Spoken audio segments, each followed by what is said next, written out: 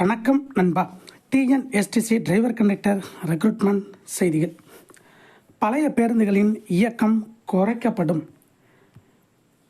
என போக்குவரத்துத்துறை அமைச்சர் தெரிவித்துள்ளார். வாங்க பார்க்கலாம்.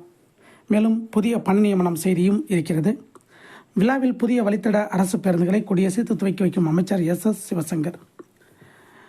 பழைய பேருந்துகளின் இயக்கம் படிப்படியாக குறைக்கப்பட்டு புதிய பேருந்துகள் இயக்கப்படும் என போக்குவரத்துத்துறை அமைச்சர் எஸ் சிவசங்கர் தெரிவித்தார். நாமக்கல் மாவட்டம் அத்தனூர் பகுதியில் ஆட்டையாம்பட்டி பிரிவு அருகே ஞாயிற்றுக்கிழமை நடைபெற்ற நிகழ்ச்சியில் ரூபாய் 1,51,00,000 எரிபொருள் சில்லறை விற்பனை நிலையத்தை திறந்து வைத்தார்.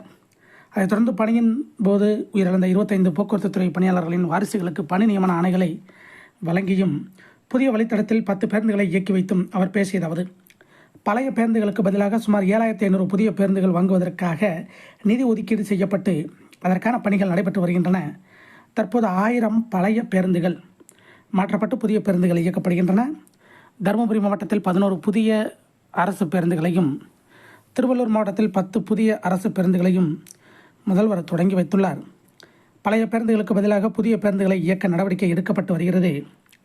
போக்குவரத்துத்துறை லாப நோக்கமற்ற சேவைத்துறை மகளிருக்கு இலவச பேருந்து பயணம் வெற்றிகரமாக செயல்படுத்தப்பட்டு வருகிறது.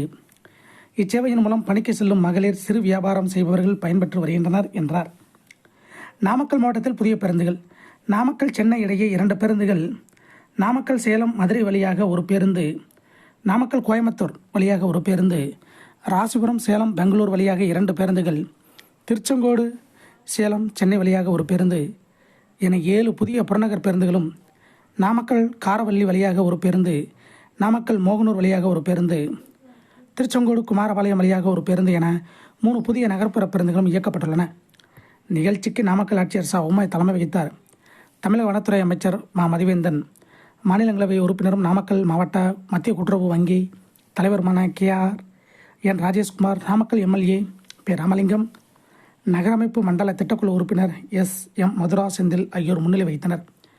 இதை போன்ற போக்குவரத்துத்துறை வேலைவாய்ப்பு செய்திகளை உடனுக்குடன் தெரிந்து கொள்ள நம்ம சேனல் சப்ஸ்கிரைப் பண்ணுங்கள், ஷேர் பண்ணுங்கள், லைக் பண்ணுங்கள். நன்றி, வணக்கம்.